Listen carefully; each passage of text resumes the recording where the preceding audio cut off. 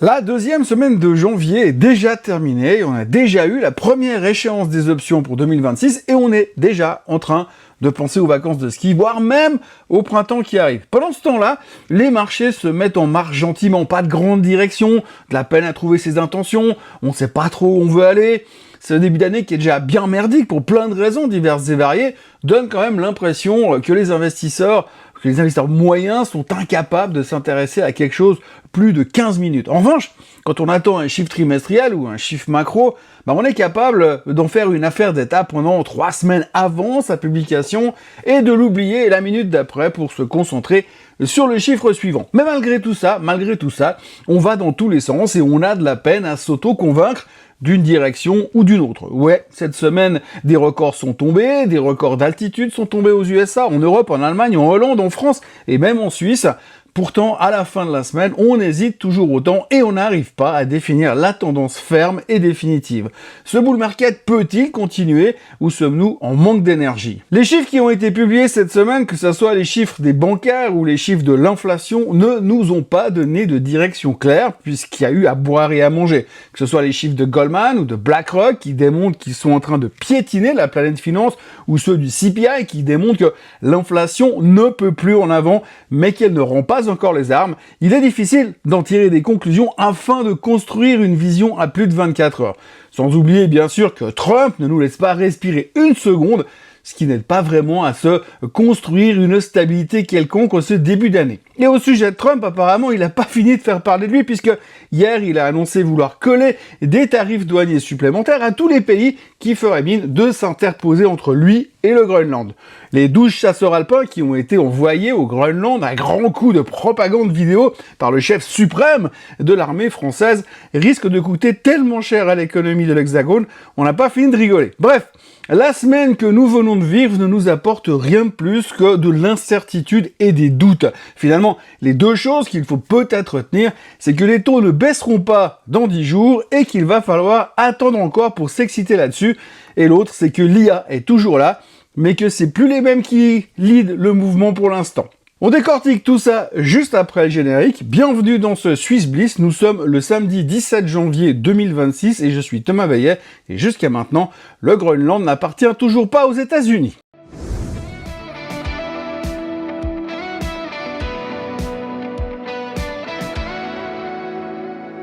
Cette émission vous est présentée par Swissquote. Alors avant toute chose, ce que vous allez entendre et voir dans cette vidéo n'est pas un conseil financier, c'est mon avis, mon analyse et parfois mon humeur du jour. Par contre, si vous voulez comprendre la bourse, là, vous êtes au bon endroit. Normalement, on dit que les gens reviennent s'intéresser au marché à partir du 15 janvier. Bon, là on est le 17 et quand je vois les volumes et l'intérêt global pour le monde merveilleux de la finance, j'aurais tendance à encourager les gens à se bouger parce qu'on commence à trouver le ton long. Enfin, pour ceux qui sont là depuis le début. Enfin, sauf si vous étiez long sur l'argent, Micron, Lossox, et que vous aviez un peu de TSMC, et surtout, si vous n'étiez pas short Nikkei. Si on revient sur la semaine qui vient de s'écouler, il y a 2-3 choses qui auront quand même marqué la semaine, à commencer par ce que l'on appellera le plombier gate. Jérôme Powell a été convoqué par le département de la justice parce qu'on lui reproche d'avoir trop dépensé dans la rénovation de la Fed. Son budget était de 2,5 milliards et aujourd'hui on est à plus de 3,2 milliards. Une bricole de 700 millions, même pas de quoi se payer un F-35. C'est dire pourquoi on s'excite en ce moment. Toujours est-il qu'on lui colle tout ça sur le dos, et même si Trump jure, à qui veut l'entendre, qu'il n'y est pour rien dans la convocation de Powell devant la justice, au vu de tout ce qu'il balance sur le patron de la Fed à chaque poste sur un réseau social quelconque, on peut quand même se poser des questions. Du coup, Powell a publié une vidéo pour prévenir que ce qui se passait ressemblait de plus en plus à de l'ingérence dans les affaires de la Fed et que ça n'était pas bon pour l'économie et les marchés. Et surtout que c'était de la pression politique pour le forcer à baisser les taux. Et Trump a répliqué très diplomatiquement en disant, je cite, « Ce pauvre type sera bientôt parti ». Et quand je dis pauvre type, c'est vraiment la version polie de la traduction. Les marchés n'ont même pas bronché à l'annonce de ce vaudeville moderne. Mais en revanche, on a quand même assisté à une levée de boucliers pour prendre la défense de Jérôme Powell et pour sauver l'indépendance de la Fed. À la fin de la semaine, on commence à admettre que Powell ne partira pas avant sa date de péremption prévue au mois de mai et Trump semble commencer à comprendre qu'il va encore devoir attendre 4 mois pour pouvoir mettre son clone en place à la Fed et faire sauter le concept de l'indépendance de la Fed. On en reparlera, mais aux dernières statistiques de Polymarket, c'est Kevin Warsh qui devrait succéder à Powell et lui, il fera tout ce qu'il faut. D'abord pour plaire à son bon président et ensuite pour baisser les taux au plus bas possible. Ce qui devrait, bien sûr, plaire au marché et à nous tous. Un autre sujet qui nous a occupé cette semaine, c'est les chiffres trimestriels des bancaires. Oui, la saison des earnings est officiellement lancée et comme d'habitude depuis quelques années, JP Morgan a ouvert le bal. Les chiffres étaient bons, que ce soit chez JP, Citi, Wells Fargo, Bank of America, c'est pas extraordinaire, mais c'est pas moche non plus. Le problème se situe plus dans les détails qui se cachent dans les bilans de chacun. Citi a des problèmes avec la Russie, JP Morgan voit des ralentissements dans la banque d'affaires et un CEO qui pense que ça va être plus compliqué que prévu en 2026, et Wells Fargo a des problèmes de marge. Mais l'un dans l'autre, ce qui préoccupe surtout le secteur bancaire, c'était la bombe de Trump sur son envie de jouer les Robins des Bois et de plafonner les intérêts des cartes de crédit à 10% dès le 20 janvier. Quand on sait que la moyenne actuelle est de 22%, même la famille Corleone paraît avoir des principes beaucoup plus humains. Mais les banques hurlent à la mort parce que les marges vont se faire défoncer et que du coup, être banquier, ça va être trop dur. Gagner de l'argent, ça va être plus compliqué. Le marché et le secteur n'ont donc pas trop aimé les velléités de Trump à vouloir faire un takeover sur la forêt de Sherwood du monde de la finance et à déboulonner les shérifs de Wall Street. Ce qui est super intéressant, c'est que tout le monde a paniqué, mais en même temps, quand tu grattes un peu, tu te rends compte que pour faire passer ce décret, il va falloir le faire passer par le Sénat et le Congrès. Deux organismes indépendants, remplis de politiciens à 2 balles, qui se font sponsoriser leur campagne de réélection par les mêmes banques qui devraient subir la réduction des marges. Pas sûr que ça passe aussi facilement. Et le lobby bancaire sera à Washington pour y veiller au grain. Mais au-delà des cartes de crédit et du côté grosses banques universelles qui en prennent plein la gueule, en fin de semaine, on a eu les publications de Goldman, Morgan et BlackRock. Et là, c'était pas la même mayonnaise. C'était carton plein chez les stars de Wall Street, les chiffres sont stratosphériques et le business des banques d'affaires, que ça soit au trading ou dans la fusion-acquisition, est au top de son game. Mais c'est BlackRock qui était le plus impressionnant. Le roi des ETF fait un carton, la masse sous gestion explose et Larry Fink n'est peut-être pas aussi riche qu'Elon Musk, mais il devient de plus en plus le roi du monde de la finance et bientôt la Fed devra passer par lui pour savoir ce qu'ils doivent faire sur les taux d'intérêt. Surtout que son système de gestion des risques, Aladdin, est utilisé par la Fed. C'est rigolo quand même, hein? Une banque centrale qui utilise un système de gestion des risques payant qui est fourni par une institution qu'ils sont censés chapeauter indirectement, c'est rigolo. Bref, la semaine dernière, dans le secteur bancaire, il y avait ceux qui faisaient tout juste et il y avait les autres. En revanche, une des constantes de la semaine dernière, c'est l'IA. L'IA qui est toujours au top. On a eu TSMC, le cœur battant du silicium, qui a explosé les compteurs avec un profit en hausse de 35% et qui vont injecter 250 milliards sur le sol américain pour prouver que l'IA n'est pas une bulle, mais une révolution industrielle. Et puis au cas où les Chinois attaquent Taïwan, ils seront moins planqués aux States. Ce qui a entraîné tout le secteur à la hausse, d'ASML en passant par Besi et Micron et KLA. Nvidia n'était pas le plus grand bénéficiaire de tout ça, mais ce qu'il faut surtout retenir de ce qui s'est passé avec TSMC, c'est que les annonces de la société taïwanaise démontraient encore une fois que le business de l'IA cartonne et que les perspectives 2026 et 2027 ont l'air plus qu'enthousiasmantes. Au milieu de tout ça, on notera que Google a franchi les 4000 milliards de valorisation grâce à un deal avec Siri d'Apple et que Michael Burry est ressorti de sa grotte pour massacrer Oracle, accusant leur visage à 180 degrés dans le secteur du cloud d'être un caprice de milliardaire de 80 ans financé par une dette abyssale, et que si la bulle IA pète, Oracle se retrouvera avec une montagne de ferraille et une dette impossible à rembourser. On n'en est pas là, bien sûr, parce qu'on y croit encore. On y croit encore à l'IA et au fait que son financement va finir par payer un jour. Quand on sait pas, mais pour l'instant on y croit encore. Pour faire simple, l'IA cartonne toujours, mais c'est plus les mêmes qui en profitent. Pour l'instant, Nvidia traîne la patte, et puis la nuit dernière, on a appris que les fournisseurs de composants pour les puces H200 de Nvidia ont interrompu leur production après que les autorités chinoises ont décidé de bloquer les livraisons de ces mêmes puces H200. Le retour de Nvidia sur le marché chinois subit tout d'un coup un nouveau coup dur. Et puis la semaine dernière, on a eu aussi droit au CPI, au PPI et aussi à quelques chiffres de l'emploi qui semblent aller mieux que ce que l'on pensait, pour peu qu'on fasse confiance aux chiffres que l'on nous communique. En gros, l'inflation ne monte plus et les prix à la production ne sont pas impactés par les tarifs douaniers, et cela même si on entend quand même que beaucoup de sociétés n'osent plus répercuter les prix sur leurs clients de peur de faire fuir la clientèle. Pour l'instant, ça ne préoccupe pas le marché qui n'a que Dieu pour le fait que l'inflation ne monte plus, mais un jour, on verra que les marges sont en train de fondre comme un bonhomme de neige sur une plage de Rio, et là, ça risque d'être un tout petit peu moins fun. Toujours est-il que les chiffres de l'inflation étaient sous contrôle, que les chiffres de l'emploi d'il y a 10 jours étaient merdiques, en gros que des chiffres qui pointent en direction d'une baisse des taux à venir.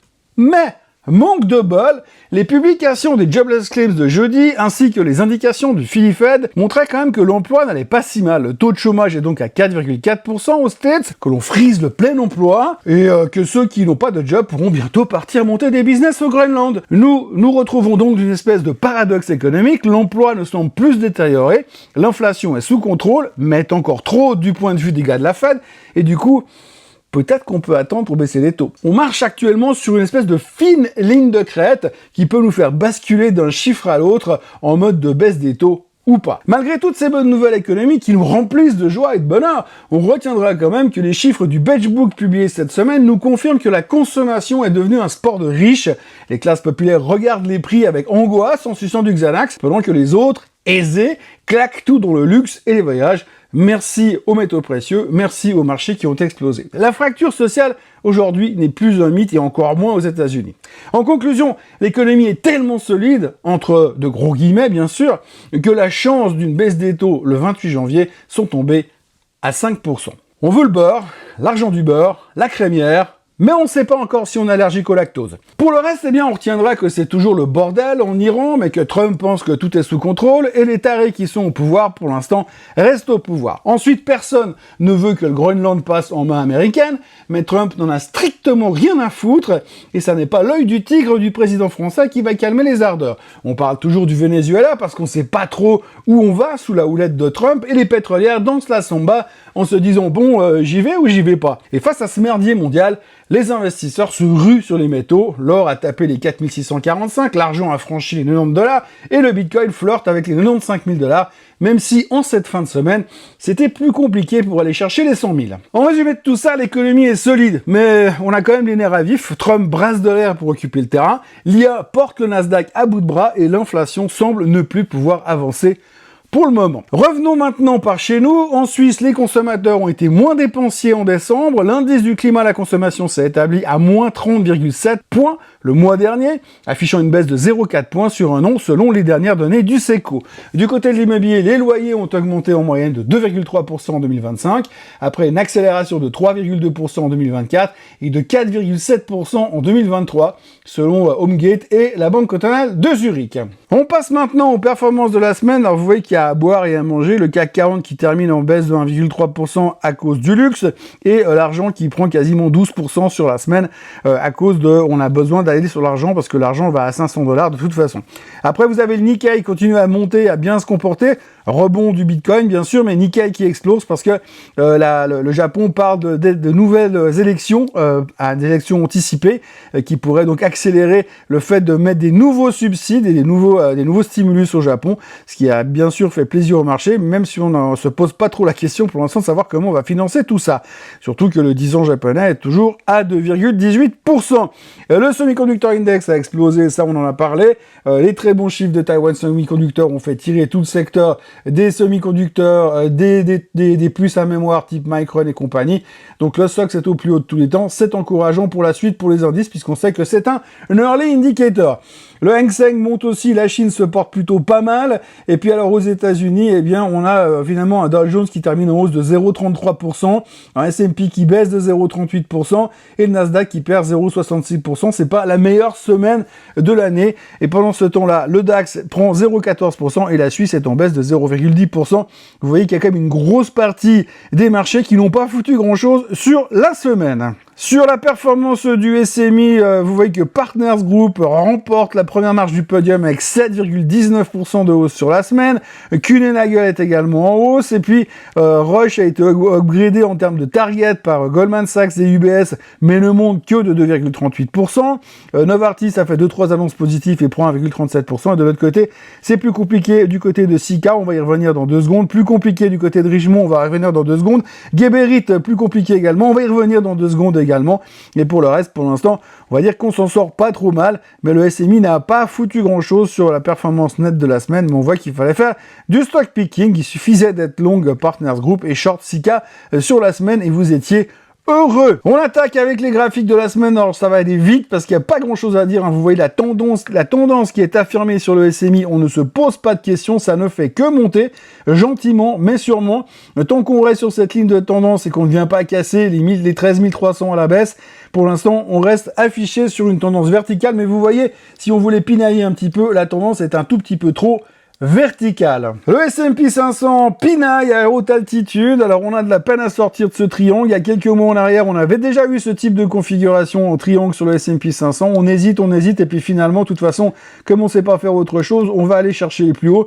Je reste convaincu qu'on va aller chercher les 7000. De toute façon, on est tellement prêt. On a pratiquement réussi à le faire la semaine dernière. Donc le prochain objectif sur le S&P 500, sauf mauvaise nouvelle, ce sera d'aller chercher les 7000. Il y a les chiffres, bien sûr, trimestriels qui commencent la semaine prochaine, qui vont être très intéressants à observer et qui pourront permettre ou pas à l'indice d'aller chercher plus haut. En même temps, si on venait à casser à la baisse et qu'on venait en dessous des 6800, ça serait pas très encourageant.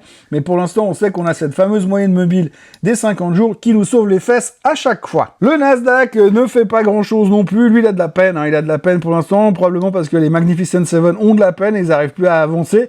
Le Nasdaq est coincé un petit peu dans un range latéral, vous le voyez très bien. On ne doit pas casser la tendance haussière dans laquelle nous sommes, c'est-à-dire cette zone, on va dire, qui passe là par les... allez, on doit tenir les 25 100, ça serait pas mal sur le Nasdaq pour continuer à espérer. Vous verrez aussi qu'on a une résistance ici, par là. Si on arrive à casser cette résistance, on va certainement aller rechercher les plus hauts, autour des 26 000 et des poussières sur le Nasdaq. Mais pour l'instant, on aura besoin des Magnificent Seven pour le faire. Le Dow Jones a fait plusieurs records cette semaine, hein. Vous voyez qu'on est allé chercher, on termine pas la semaine au plus haut tous les temps, mais on a fait un nouveau plus haut. Là aussi, on attend d'aller chercher les 50 000. Retour sur l'Europe avec le DAX qui s'envole. Là, il y a eu 2-3 chiffres économiques pas franchement euphoriques, mais qui montraient quand même que l'Allemagne était renouée avec la croissance. Bon, plus 0,2%, on s'emballe pas. Mais en tous les cas, on voit que le DAX va bien. Techniquement, le gros support, il se situe à 24 725. Et puis, pour l'instant, pour aller chercher les plus hauts, ça a l'air d'être relativement facile. Il suffit qu'une guerre se déclenche quelque part dans le monde et vous aurez toutes les boîtes de l'armement qui vont exploser en Allemagne. Le CAC 40 a réussi à aller chercher des plus hauts historiques cette semaine, mais c'est dégonflé en fin de semaine. C'est un petit peu décevant, mais le principal coupable, c'est le luxe. Le luxe, toujours lié à la Chine. LVMH publiera ses résultats la semaine prochaine. Ça sera un petit peu le juge de paix pour la France et pour l'Europe. Mais globalement, pour l'instant, on a eu un repli sur le secteur du luxe qui pense effectivement que c'est difficile pour la Chine et c'est pas fini du tout pour le moment. Le pétrole, c'est écrit Iran en gros dessus. Donc vous voyez qu'on est allé chercher, on a cassé nos tendances descendantes sur le baril en début de semaine. On est allé chercher la résistance sur la moyenne mobile des 200 jours à 62 et des poussières. Et direct derrière, il n'y a pas eu d'envahissement de la part des Américains. C'est un retour à la case départ. Et puis on est de nouveau sur le bas de cette ancienne résistance qui est devenue pour l'instant un support. Il faudrait qu'on tienne la moyenne mobile des 50 jours qui passe aujourd'hui par 58-55. Sinon, on va réintégrer ce triangle et aller chercher les plus bas. Mais bien sûr, ça dépendra de ce qui se passe au Moyen-Orient ces prochains temps. Trump a l'air d'avoir lâché la bride pour l'instant au mollah. Bon, l'or, ça se passe de commentaires. Vous voyez qu'on est toujours plus ou moins au plus haut de tous les temps. Ça ne veut pas baisser et dès que ça baisse un peu, les banques centrales et les spéculateurs reviennent dessus. L'argent, pareil, on est toujours plus ou moins au plus haut de tous les temps. C'est quasiment vertical. Ça fait très très peur. À un moment donné, il va y avoir une claque monumentale sur l'argent, mais pour l'instant, ça ne fait que monter. Donc, nothing to complain. Mais beaucoup de gens adorent tout d'un coup l'argent et on parle vraiment de target beaucoup plus haut. A priori, on devrait en tout cas aller chercher les 100 prochainement. Les tensions géopolitiques et le merdier international continuent de profiter un petit peu au Bitcoin qui tente une sortie de ce range latéral. On est toujours dans une espèce de tendance haussière. On a essayé de casser, mais pour l'instant, on a réintégré notre tendance haussière à long terme, ce qui veut dire que on peut pas exclure le fait qu'on est encore une fois à chercher les 88 000 sur le Bitcoin. Mais attention, tentative de cassure à la hausse. Et si les tensions géopolitiques mondiales continuent à exister et à pousser, typiquement, je pense à l'Iran, on pourrait avoir potentiellement une accélération au-dessus des 95 000 pour aller chercher, évidemment, les psychologiques à 100 000 $ sur le Bitcoin. Je termine avec un dernier chart. Vous voyez la grosse flèche rouge, c'est le rendement du 10 ans japonais. Alors bon, ok, il est très très haut, il est beaucoup monté ces derniers temps. Depuis mi-décembre, on est passé de 1,7 à 2,18, c'est pas rien. Mais surtout, ce qui est assez intéressant, c'est quand vous regardez la version long terme, vous voyez, septembre 2019, taux négatif, ici, là, Et puis aujourd'hui, 2026, janvier 2026, 2,1840. La dette est toujours monstrueuse au Japon. Et aujourd'hui, si je gérais un fonds de pension au Japon, je penserais gentiment à finalement à la place de placer ça aux États-Unis, de ramener tout ça en yens chez moi, hein? Pourquoi pas? On passe maintenant aux vedettes de la semaine. On commence par Sika, les as de la colle qui ont bossé sur l'Elb Philharmonie se sont pris les pieds dans le tapis avec un chiffre d'affaires annuel qui fait la gueule. Entre une Chine qui est dans le coma du côté immobilier et un franc suisse qui se prend pour Terminator, l'action a dévissé de 7% en début de semaine. Le grand patron Thomas Hasler a dû sortir les rames, expliquant que même chez l'oncle Sam, le business joue à cache-cache pendant que le gouvernement ferme boutique et se restructurait. Résultat des courses, pour sauver les meubles et garder une marge de 19%, le groupe va sortir la tronçonneuse et donc supprimer 1500 postes. Bref, pour l'instant, Sika attend que l'économie américaine leur redonne un coup de fouet, parce qu'en ce moment, l'ambiance chez Sika, c'est pas rose, c'est plutôt morose. Alors, on a déjà regardé plusieurs fois ce graphique, hein, souvenez-vous, la dernière fois que j'en ai parlé, je crois que c'était même la semaine dernière, on avait cette espèce de tendance haussière qui s'était dessinée. Bon, retour à la case départ. Hein. On est retourné chercher les supports des 150 balles. Alors pour l'instant, ça a toujours bien tenu. C'est la 3e fois qu'on vient les tester. Si on y croit encore, on peut peut-être jouer quelque chose, mais pour l'instant, ça commence un petit peu à fatiguer. On sent que les investisseurs sont quand même massivement déçus sur ce qui se passe sur Sika. Et quand on regarde sur le long terme, c'est vrai que ça fait un petit peu souci hein, quand même. En 2022, d'accord, c'est en 2022, ça valait quand même pratiquement 380 balles. Aujourd'hui, on est à 150 et on se bat pour tenir les supports. Chez Partners Group, ils ont fait chauffer la machine avec 30 milliards de dollars de nouveaux actifs, s'offrant le luxe de squatter le haut de leur fourchette visée, avec des assets totaux qui ont gonflé de 21% pour atteindre les 185 milliards. Les petits génies de Zug ont littéralement mis une claque aux prévisions des analystes qui les voyaient bien plus mal en point que cela. Entre le non-coté qui cartonne et les infrastructures qui carburent, les gars ont brassé 27 milliards d'investissements tout en sachant quand lâcher les pépites pour encaisser le pognon. Pour 2026, ils gardent les dents bien longues en visant jusqu'à 32 milliards de net new money, même s'ils nous préviennent quand même que les commissions de performance feront profil bas, histoire de pas être trop arrogant. En résumé, c'est une santé de fer pour le champion du placement privé qui continue de rouler sur l'or.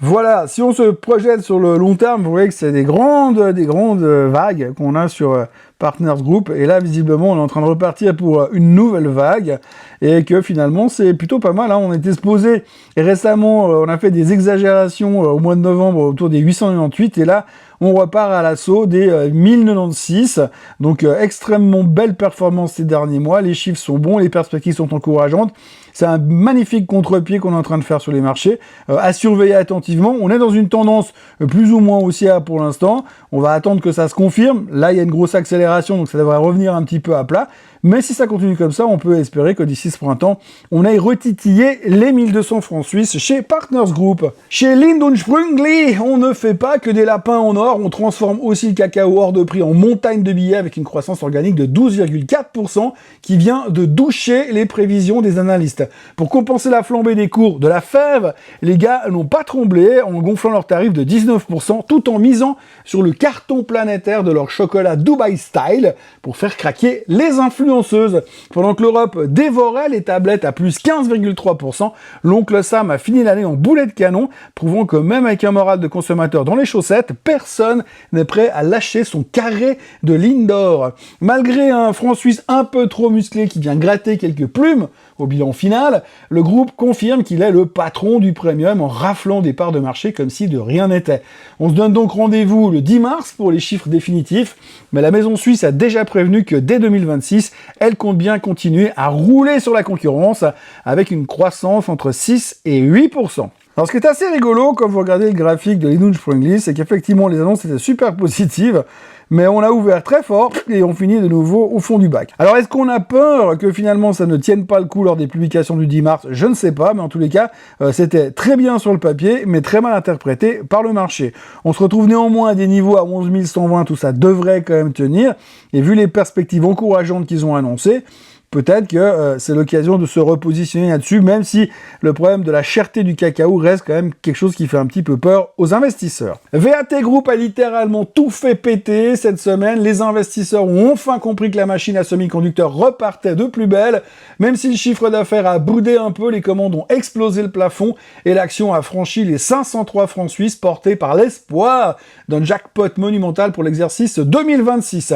Avec une marge de 30% et un cash flow qui grimpe de 23%, le groupe prouve qu'il sait encaisser les caprices du dollar, tout en gardant une santé qu'on peut qualifier de santé de fer. Et les clients se sont même rués au portillon avant la hausse des prix de janvier, boostant les chiffres de fin d'année et faisant briller les yeux des analystes. En résumé, on est sur la rampe de lancement d'un énorme rebond du secteur des semi-conducteurs. Et si les prédictions se confirment, l'année qui arrive va être une régalade totale. Voilà, quand vous regardez le graphique, ça se passe de commentaires. La boîte a doublé depuis le mois de septembre, tout simplement. Voilà, ça c'est fait. Donc voilà, c'est explosif. Et ce qui est assez intéressant à noter, c'est que vous voyez qu'à chaque fois qu'il y a des annonces, boum, ça explose. Nouvelle marche d'escalier, boum, ça explose. Et la nouvelle marche d'escalier, effectivement, on revient là où on était. On est même en train d'atteindre les niveaux du mois de juillet 2024. Donc on voit que c'est reparti, on va dire, full power chez VAT.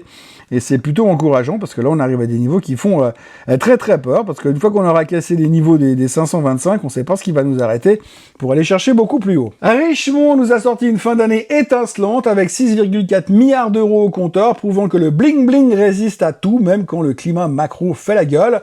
Et si la joaillerie continue de briller comme un diamant pur avec Cartier en locomotive, l'horlogerie fait de la résistance héroïque face aux taxes de l'oncle Sam et à une Chine qui traîne un petit peu les pieds. Grosse surprise au pays du soleil levant et aux Émirats, où les clients ont littéralement fait chauffer la carte bleue, compensant un franc suisse qui joue les gros bras et qui grignote dans les marges. Pourtant, malgré ce carton plein, l'action s'est fait exploser en bourse.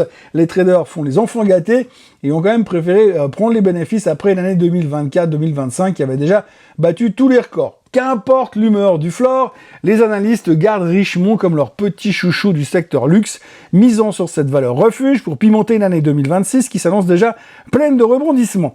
En attendant, Richemont est sous pression et a emmené le luxe avec lui. On attendra les chiffres de LVMH la semaine prochaine pour voir dans quelle direction on se dirige. Voilà, le graphique se passe de commentaires, explosion depuis le mois d'août, et puis là, prise de profit. Donc on était à 180 le jour de la publication des résultats, et on se retrouve à 160, 20 balles de perdu. On a un petit gap à aller combler ici sur Richemont, et éventuellement on va faire une exagération sur la moyenne mobile à 152 francs. Mais peut-être qu'à 152 francs, quand on voit les commentaires positifs de la part du monde merveilleux des analystes, peut-être qu'il faudra essayer de se repositionner sur Richemont. Mais là aussi, attendons quand même les chiffres de LVMH la semaine prochaine. Geberit, le roi incontesté des trônes, a fini l'année 2025 en mettant les bouchées doubles sur la croissance organique, même si le patron préfère rester prudent pour ne pas glisser sur le carrelage cette année. Et si l'Allemagne et le Moyen-Orient ont mis le paquet pour doper les revenus à 3,16 milliards, la Chine continue de faire la grimace et de plomber l'ambiance, avec un marché de la construction toujours dans les choux, entre la fermeture d'une usine outre-Rhin qui a coûté un peu de pognon et un franc suisse qui joue les gros bras. La rentabilité a pris un léger coup de canif, même si les marges restent globalement solide. Le marché n'a d'ailleurs pas fait de cadeau en faisant plonger l'action en fin de semaine, les investisseurs ayant visiblement besoin d'un signal plus clair pour croire au grand retour du secteur du bâtiment. En bref, on attend que la rénovation redonne un coup de brillant à tout ça, mais avant de sabrer le champagne, le spécialiste de la tuyauterie garde les mains propres dans un environnement qui reste sacrément boueux, même si le management reste très prudent. Voilà le graphique de Geberit.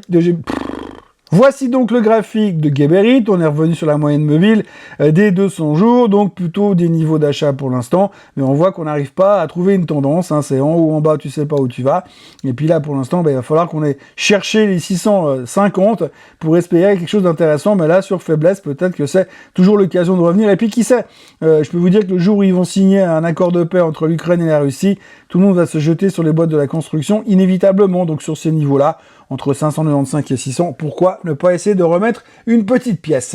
On passe au en vrac de la semaine et on commence avec le rail. Stadler Rail va moderniser 93 rames pour les Suisses de Turbo, destination la Hongrie, et les chemins de fer MAV, montant du ticket 100 millions de francs suisses. Peer Air Mobility muscle la direction de KTM, arrivée de Stefan Reif comme Chief Commercial Officer. Le marché n'a pas aimé, mais alors pas aimé du tout, le titre s'est fait démonter. Calendrier bousculé pour la banque cantonale de Bâle-Campagne, résultat reporté au 26 mars, la faute à la liquidation de Radican qui traîne dans les statuts. Fin de partie pour Meyer Burger, le titre a été décoté après une chute finale de 74%. Souvenez-vous, au sommet, l'action valait 1400 balles. Aujourd'hui, on termine avec un prix final à 0,0048. Le fleuron du solaire suisse s'est éteint. Chez Nestlé, c'est l'heure des comptes. Le DG Philippe Navratil a présenté ses excuses en vidéo pour la plus grande campagne de rappel de l'histoire du groupe sur les produits pour bébés. Finalement, ça a permis au moins de remonter un petit peu avec ses excuses. Chez Sando, Londipta est sur les rails, homologation confirmée pour le lancement en 2027. Temenos, les voyants sont ouverts, croissance généralisée et rentabilité en hausse sur tout l'exercice 2025. Bossart, le retour de la croissance malgré un franc fort et la géopolitique, et les acquisitions portent leurs fruits. Ascom, la barre est redressée et un deuxième semestre solide qui sauve l'année. Et puis autrement, Implenia rafle la mise des contrats d'infrastructure en Allemagne et en Norvège, le tout pour un total de 326 millions de francs dans le carnet de commande. Grimace chez Colten, le marché américain est trop faible et ça pèse lourd sur le résultat 2025. Même constat pour Zender, les ventes montent mais les profits ne suivent pas les attentes.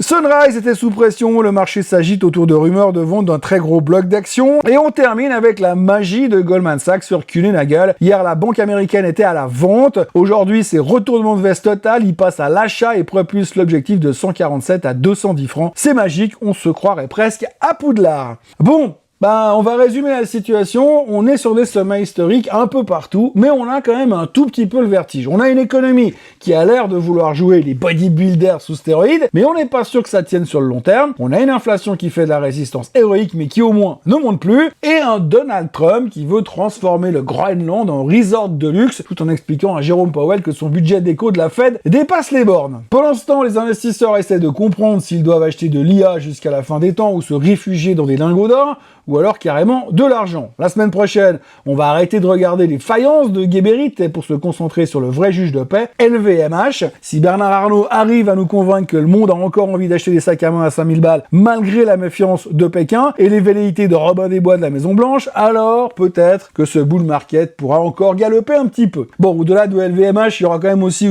du monde au balcon, aux States, avec l'arrivée de Netflix, de 3M, d'Intel ou encore de Procter & Gamble. Et puis lundi, c'est Martin Luther King Day aux États-Unis. Alors ne vous précipitez pas trop vite au bureau, ça va être très très calme. Déjà que c'est super calme en ce moment. Je sais pas comment ça va être la semaine prochaine. D'ici là, surveillez votre tension, ne shortez pas le Nikkei trop vite, ce truc veut pas baisser, et surtout n'oubliez pas que dans ce monde merveilleux de la finance, comme dirait l'autre, si vous ne savez pas qui est le pigeon autour de la table, c'est probablement vous. Voilà, je crois que c'est tout ce qu'il y a à dire cette semaine. J'en oublie sûrement, bien sûr, mais bon, je crois là que j'en ai donné pas mal déjà. Nous, on se retrouve bien sûr lundi pour le Morning Bull Live. Et d'ici là, n'oubliez pas de vous abonner, de commenter, de liker et de partager. Passez un excellent week-end et à lundi. Et puis surtout, merci d'être là. Bye bye. Ce contenu est informatif et éducatif destiné aux personnes connaissant les marchés financiers. Il ne constitue pas un conseil en investissement, juridique ou fiscal. Le trading et l'investissement comportent des risques, notamment la perte de capital. Les CFD et actifs numériques sont volatiles et ne conviennent pas à tous. Swissquote décline toute responsabilité quant à l'exactitude du contenu ou aux pertes liées à son usage. Produits et services disponibles selon la législation en vigueur.